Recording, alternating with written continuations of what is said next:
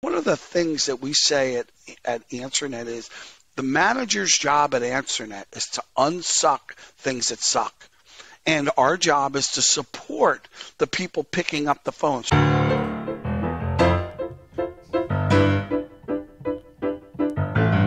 You're listening to CX Passport, the show about creating great customer experiences with a dash of travel talk.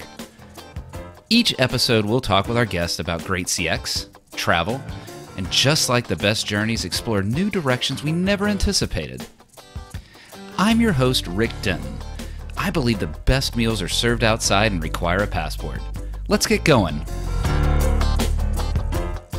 Serial entrepreneur who grows by evolution over disruption.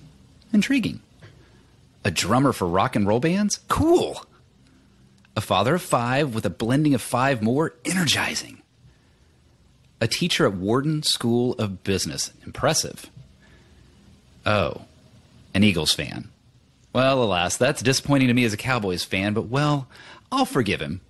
When a potential guest says a sentence like this, I'm one of the luckiest people on the planet. I hustle hard, but had plenty of blessings and luck. I gotta get him on the show. So today we meet Gary Pudles, President and CEO of AnswerNet. Gary has a multi-decade career filled with varied companies and experiences. Those help influence how he approaches customers and employees today in ways that aren't always what you'd expect. That's going to happen when you're the type of person who gets asked to play backing drums for the first solo show for the Smithereens guitarist, a life and career filled with unique experiences. Gary also tells me that the CRM is dead. An undercover boss is offensive to him. How about that? Those are statements that I definitely want to understand in today's episode. Travel presents the opportunity to enjoy, to experience, to learn. Gary's got a tale of travel in 2 quite different environments that show and continues to shape how he approaches life and business today. We'll explore that as well with Gary. Today will be a journey indeed. Gary, welcome to CX Passport. Well, thank you, Rick, for having me. Very excited to be here. Let's do this. Gary, you started AnswerNet back in 1998 and have seen a long and varied evolution of how customers contact and interact with businesses. Now, while the modes have changed, I wonder about that core customer need. So when you think about across the decades, what would you say has stayed the same? And what's evolved? What's changed about how customers are connecting with brands? So what has stayed the same is that people want to communicate with people. And every business has to communicate with their employees, with the public, and with their clients. And so that will always remain constant. What has changed is the number of ways in which we communicate. So when I got into business in 1998, the big talk was that the speed of the computer chip was changing every 18 months. Well, today, the number of ways we're communicating is changing equally as fast. So when I originally got into the contact center business, you had pagers, you had voicemail, you had fax.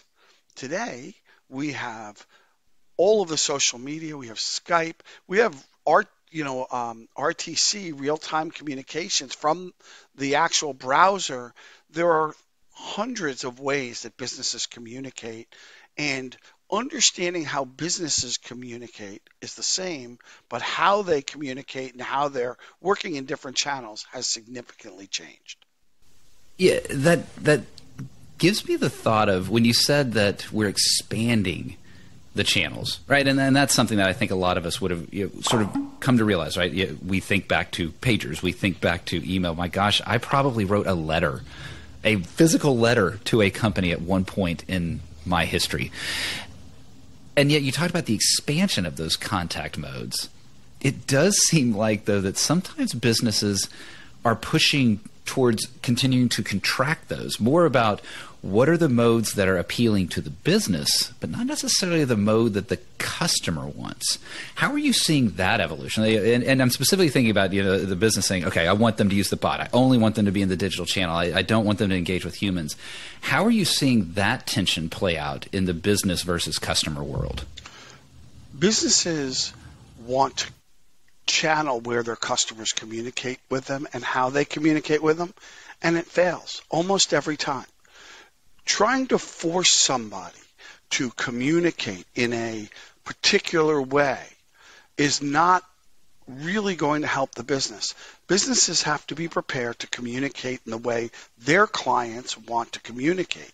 As the leader of a contact center business, we now can communicate over Meta, over Twitter. We can communicate by Skype and WhatsApp, in addition to LinkedIn and all of the other social media forms.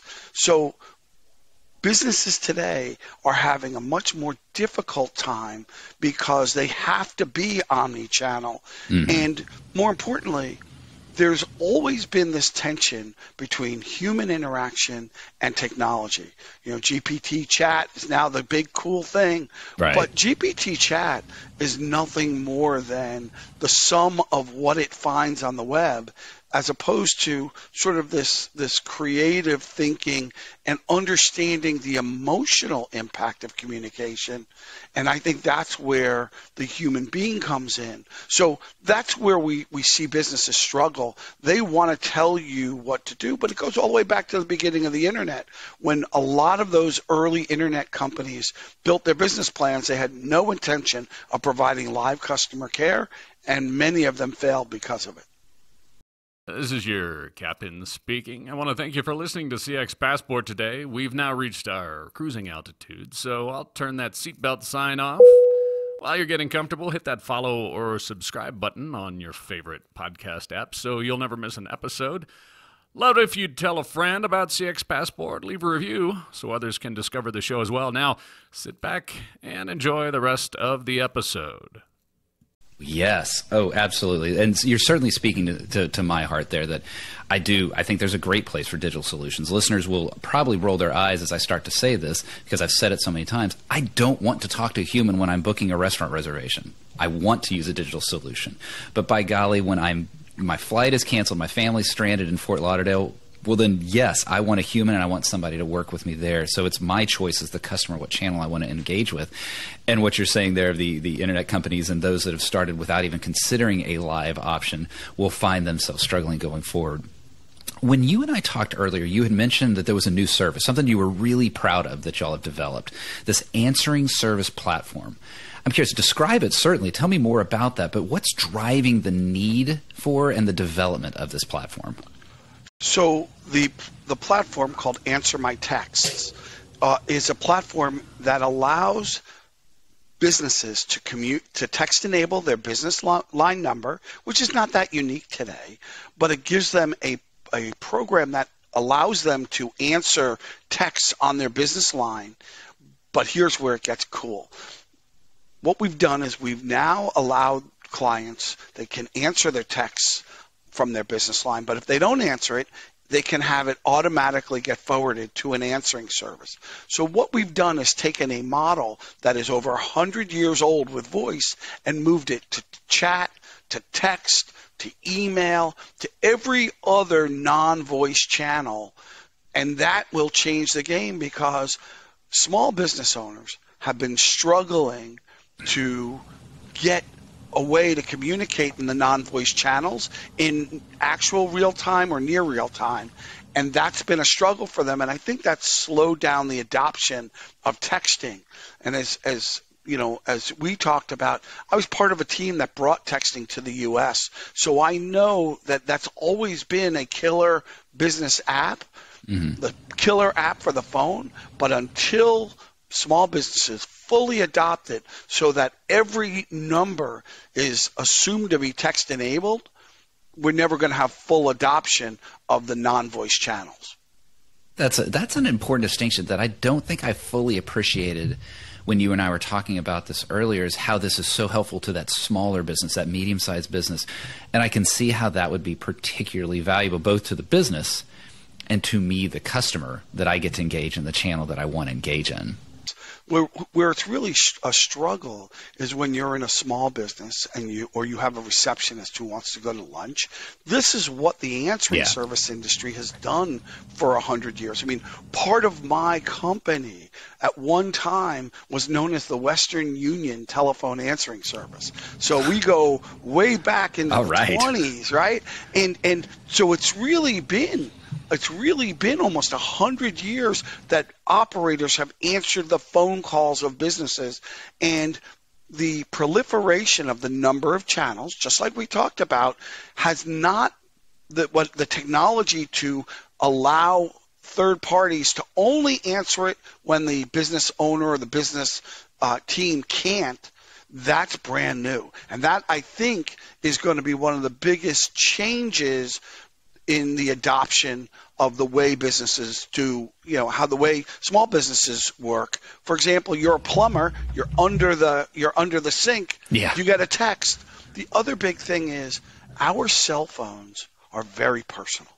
Our cell phone is very personal. And when you're a small business owner, you're giving out your cell phone number, and all of a sudden now people have unfettered access to you. This gives you an opportunity to take time, be with your family. There's a lot of great things about being a 24/7 world, and there's a lot of difficult things. Something that I talk to entrepreneurs about all the time is you need to make time for yourself.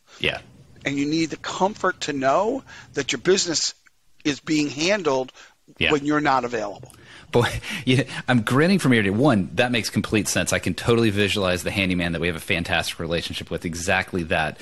I text him sometimes, and it can take a day or two to get back. Not because he's a bad dude, but because he's doing exactly what you said. He's under a sink. He's on a ladder somewhere, having a service. I grin because when you talk about the 24/7, you may have another offering you need to consider for individuals as they leave their corporate job for the day. And, I'm sorry, boss, no, I'm not available, but my answering service will pick it up for me. And so you've got the opportunity to help improve work-life balance for employees. That's what voicemail did for a lot of people early on. Again, while a lot of people don't use its service that way, a lot of people are using services like mine for their side business, for their side hustle. We are living in a side hustle world. I mean, and that is another place where you can have that feeling of not missing your business. Because, as we've talked about, Rick, I love to play music. When I'm sitting behind the set, it's very rare that I'm going to pick up my phone or answer my text, and I'm, and I have a team behind me, so it's really that makes a lot of sense. Absolutely. Hey, I want to talk about another area that I know it's been important to you certainly in the past. It's also been important to you even as you're in your current world. You've described yourself as this serial entrepreneur. So you've gone through a lot of different companies. And I like to talk about the front line and how the front line is so important in the delivery of great customer experience. And it's this really rich source of insight to inform the creation of great customer experience. So as you think about all those companies that you've had the opportunity to work through, to be a part of, you've been around humans that are developing this particular sense of leadership, and you've seen that. So how have you learned those lessons, taken those lessons, and been able to then to connect with the front line? How are you finding the best way to engage with the front line as they are such the epicenter of great customer experience? So your question could be broken down into 75 different parts. Right? Yeah, I realized that as I was saying it. I think what I want to focus on to respond is what I'll call intentional culture. Okay, and when I say I call it, I'm sure I stole it from somebody else, right? R&D stands for rip off and duplicate. But what I think is the most important thing to think about is your intentional culture. When somebody comes on board in AnswerNet, they have to watch the fat guy blue shirt videos, and I happen to be the fat guy in the blue shirt, and they have to learn about the things that drive the company culture. We have a newsletter that goes only to the frontline employees. what you have to do is remember that they're people, they have lives, they want to feel connected to the brand that they work for, and whether this is, whether this was Muzak back in the day when I was running Muzak, whether it was we were part of a team that built the first wireless PCS, which was a all digital wireless back in the 90s, or what we're doing now. It's about making people feel connected, making people feel respected, listening to them. One of the things that we say at AnswerNet is the manager's job at AnswerNet is to unsuck things that suck.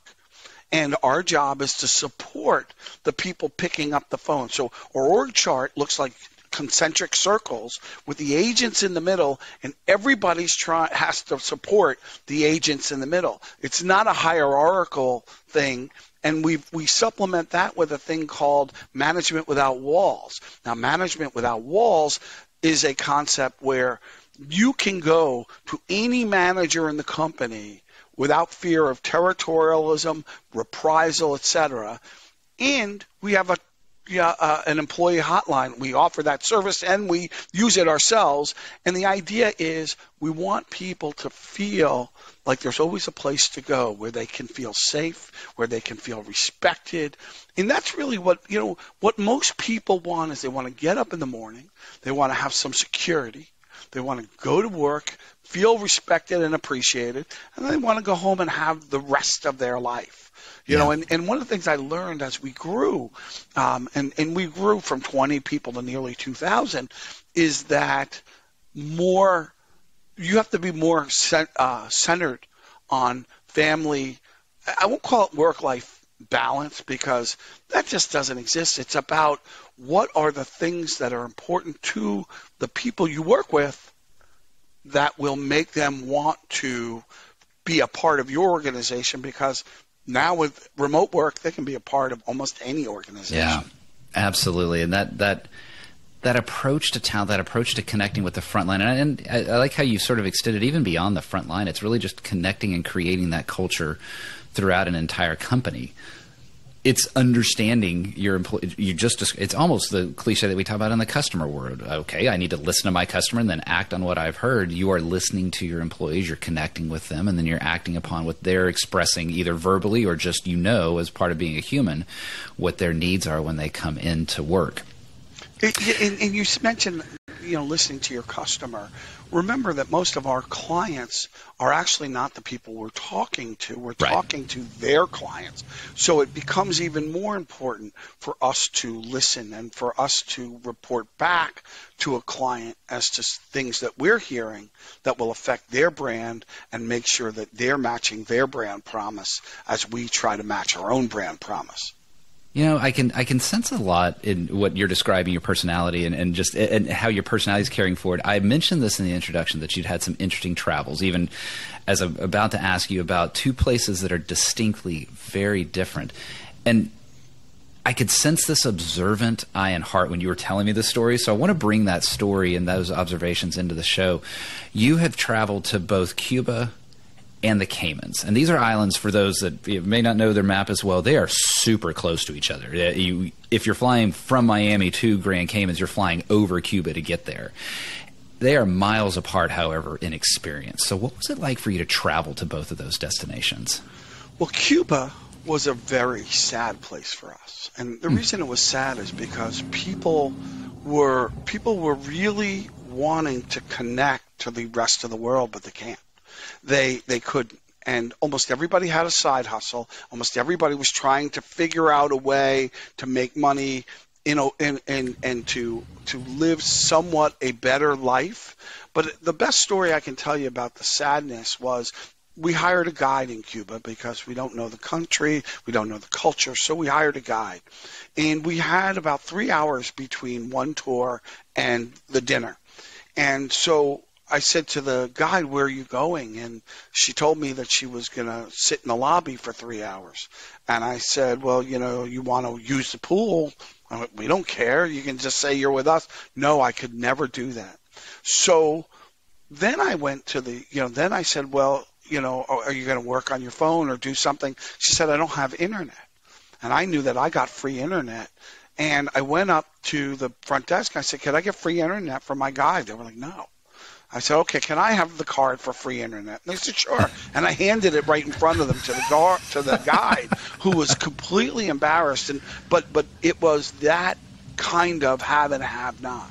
And then the less than 30-minute flight to the Caymans, where opulence and wealth just reigned the day. And it was, we stayed at a luxury hotel, and my friends were building a house there, and it was beautiful. And and one of the best things in life is experience.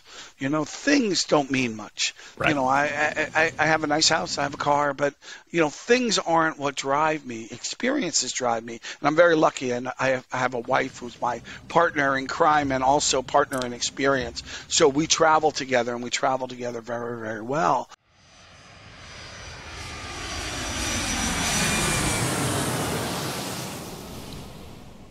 Gary, that is so deep what you're describing, that contrast between the Caymans and Cuba. Absolutely. And your description of how experiences are what motivates you, that's so true even in my own family, and that's where I get that exposure. I start to learn about things. And honestly, well, in some cases, it's just fun, right? It's just fun to have these great experiences. They aren't always learning ones. Sometimes they're special ones. I also know this, and there's not too much of a segue here when we're talking about what you're describing in Cuba, but it can be, as a traveler, when it is hard travel and it is far travel and we have exhausted, it can certainly be nice to stop down in the lounge. And so that's what I invite you to do now, is join me here in the First Class Lounge. We'll move quickly here and hopefully have a little bit of fun. I'll have a cocktail, please. Oh, yes. Oh, now, Gary, I will say there was actually a guest, and it was before I was doing video. Man, I wish I'd had video back then. He brought his own cocktail, so you could hear the ice clinking during the... I only have my bottles of tequila, so Well, that's the beauty. The lounge, you shouldn't have to. So, Gary, what is a dream travel location from your past? So from my past, South Africa was one of the most interesting places that I've ever been to. And my wife and I went to Japan. Ooh. And one of the coolest things that we did was we landed on my birthday and saw Simon and Garfunkel at the Tokyo Dome on my birthday.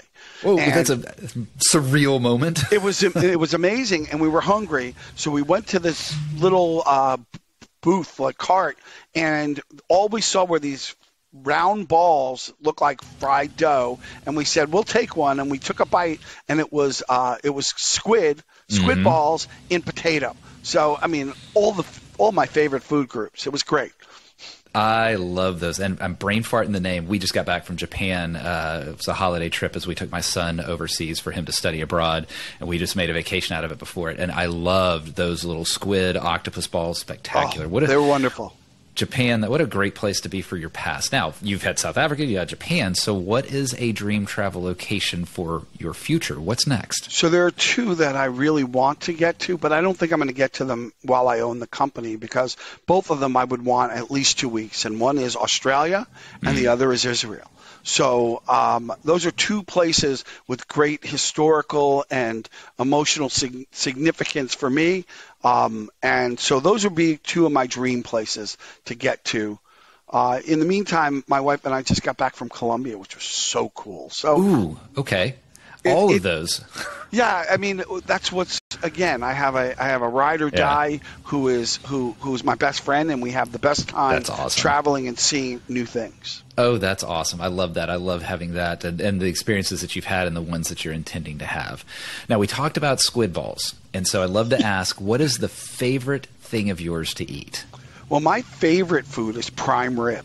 My mother and I used to enjoy that together. And as I got older in college and in law school, when I'd get home, my mother would make her own prime rib with her homemade cream spinach and salads with her homemade blue cheese dressing. Now, I'm guessing that was not a diet meal, but it was one of the best meals ever. And it was me, my mother's favorite thing to make were reservations. So it was very special to me that she took the time, she made it, we would enjoy it together. That was awesome. Always been my favorite meal. That's awesome. Well, now, Gary, I'm going to go the other direction. What is the thing your parents forced you to eat but you hated as a kid? Well, it's interesting. So what I never wanted to eat was liver and onions. That was the one thing that I couldn't stand. Now I like chopped liver, but liver and onions, I can, like, even just talking about it, I want to gag. Yeah, I love it. I love asking the question. I love seeing the faces change. Liver and onions have come up before as that answer, so you are not unique in that, and I would join you in my distaste for that for sure. What is one travel item, not including your phone or your passport, that you will not leave home without? My CPAP.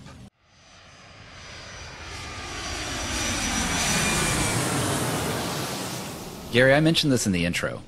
You said the CRM is dead. That's a bold statement. Tell me more what you mean by that. So when I say the CRM is dead, what I'm really talking about is the fact that historically in business, as the CRM was created, that was your single place of data, and all data had to be fed in and out of the CRM. Today, there's data being created in all parts of the organization, and that data needs to be shared in different parts of the organization. Not all of it belongs in the CRM. So the reason I say the CRM is dead is because the CRM, as the primary and only place for data in the organization, is dead. We follow what has been described as the Jeff Bezos mandate, and that is that there should be no private data stores, which CRMs historically have been, and there should be all data should be accessible and shareable around the organization. And Jeff was very specific when he said, and if you don't follow that, you're fired. Now, I don't go quite that far, but as we think about the work we do, we're now accessing all different types of systems, all different parts of the organization, and most of them are not CRM. They might be data systems where they have billing information. They might be data systems that have customer setup information. So as we have grown in the types of services that we offer, we're moving and pushing data and pulling data from more systems than ever before. Okay, that definitely clarifies it. And I love the shocking, CRM is dead, and then the clarifying of it. But that makes complete sense to me in the fact that there's so much more than just the CRM, where customer information, customer insights, and the like. Heck, we even talked about a source earlier, the front line. Well, that's not a CRM. The front line itself is a source of customer information. And any entrepreneur knows that data, those who control the data are now controlling everything. Well, and that's really important for us to understand. Absolutely. And we have an entire business ecosystem built off of that exact truism there, 100%. Yeah, I talked about you being a serial entrepreneur. And one thing that caught me off guard, because a lot of times you hear the entrepreneur wants to be the disruptor, the black turtleneck, all that sort of stuff. You said you really aren't looking to be that disruptor. You want to grow businesses through evolution. That's not viewed as the sexy way. It's not the traditional oft-told sort of way, but it has been frequently successful for you. Why do you choose that approach? And what are some of the stories of those successes? So we'll start all the way back to my first job out of law school, which was in a collections law firm. And it was a business litigation law firm. And I learned that if I wanted to make partner, if I wanted to be successful in the law environment, what I needed to do was find services that the clients of the existing firm would need so that weren't being provided by the firm currently. So in that case, I got involved in real estate litigation. I got involved in bankruptcy litigation, and I was able to, and I did estate planning for the business executives who were sending us their litigation work. So I was able to bolt on these services. Then I went to Muzak, and as I was at Muzak, we originally had 2 channels of music delivered by what's called SCA, where you find the HD channels now on radio. Right. Those used to be your foreign language channels before you had satellite. That's where you had your unique programming, including the Muzak. So then we went to satellite, And again, it's not about changing and disrupting. It's about slowly moving these businesses to the new realities using the technologies. I got into the answering service business, and I was, there were most of the centers weren't even connected to the internet. So we slowly moved things to the internet. We were able to bring applications into the answering service. Now as a BPO, we're able to connect to everything and changing, like the text answer my text product we were talking about earlier, being able to understand how businesses and work and communicate and how your business makes money and being able to slightly change. One of the things that I'm most proud of is the number of people in the contact center industry who come to work for AnswerNet because they know we do stuff that nobody else does. We're actually known as the call center's call center because we will do the small stuff the big companies won't do and the big stuff that the small companies can't do. And what's more, we do the weird stuff. We do the stuff that nobody wants to do at all. And that makes this more fun for us. I had breakfast this morning with a CEO of a company 3 times my size. Great person. But what he was saying was he was talking about all the things that he didn't do. And all I kept thinking was, well, all the things you don't do, I'll do. And I'll do it well, and we can make money together. So that was Awesome. part of our conversation. I love that. And I love that idea of it doesn't have a series of successful businesses by identifying what's missing, what's the gap, not the revolutionary, not the shocking, not the new, but rather what's the gap and incrementally adding to that with that evolution. Gary, well, I want to add something because I think your listeners might be interested. When people, especially older people, let's say people 50 plus, wind up on the wrong side of their job. They wind up without a job. What they don't think about when they start thinking about what's next is they don't think about what's available. There are hundreds of thousands of businesses for sale that have customers and cash flow. They're not sexy. Okay, and being not sexy doesn't mean not being able to earn a living, not being able to find success and happiness. And that's part of what I teach, which is go out and find something that you're passionate about, that you can take your skills and just turn your savings into cash flow by buying something that exists, making sure that you don't mess it up, and then using your talents to make it better, and you'll be surprised at what opportunities wind up in front of you. I want to end with that. I'm glad you added that on as a bolt on there at the end. You incrementally added to the show. You kept your theme right there because that's so important. And heck, as someone who just crossed the 50 threshold, you might be giving me some inspiration. Gary, it's been great talking with you today. If people wanted to know more about you, more about AnswerNet, or heck, even ask you about that idea of buying businesses in your post-50 years, what's the best way for folks to get in touch and learn more? Well, I'm all over social media, and it's Gary Pudles with 1D. And you can always check out AnswerNet.com or at AnswerNet on the social media platforms because we're out there all the time. And, of course, our website is www.answernet.com. Awesome. I will get all of that in the show notes. As always, listeners and viewers, scroll down and you will be able to connect with Gary. Gary, thanks so much for talking with me today. Thanks for helping me understand how the CRM is dead and what that means. Thanks for sharing that authentic, expression of what the Cuba experience and the Cayman experience was like. And thanks for telling the AnswerNet story. I think that's intriguing how you have created this thing that this offering that is can be so impactful for that small business. I love the plumber example and all the other examples that fit in with that. It was great hearing that conversation. I enjoyed learning from you today, Gary, and really appreciate it. Thank you for being on CX Passport. And thank you for having me, Rick.